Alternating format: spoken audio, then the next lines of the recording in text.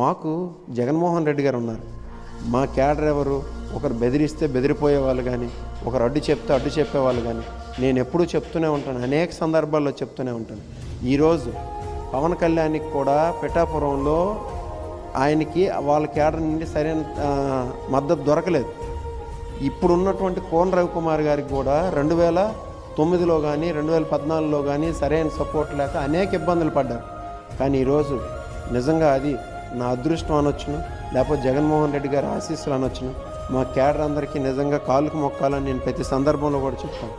ఈరోజు జగన్మోహన్ రెడ్డి గారు నన్ను ఇన్ఛార్జ్గా అనౌన్స్ చేసిన వెంటనే ప్రతి ఒక్కరు కూడా మేము ఉన్నాం, జగన్మోహన్ రెడ్డి గారు మీకు ఇచ్చినటువంటి బాధ్యతను మీరు నిర్వర్తించండి, మేమందరం కూడా మీకు చేదోడు వాదోడుగా ఉంటాం, మనందరం కలిసి ఒక యూనిట్గా ఉండి ముందుకు పార్టీని తీసుకెళ్దామని చెప్పేసి ఈరోజు ఆమదాల వలస నియోజకవర్గంలో ముందుకు వచ్చారండి. అది నాకు అదృష్టం కాదా? జగన్మోహన్ రెడ్డి గారి ఆశీస్సులు కాదా? మా క్యాడర్ని కాళ్ళకు మొక్కలా లేదు? అది నేను ఎప్పుడూ చెప్తూనే ఉంటున్నాను.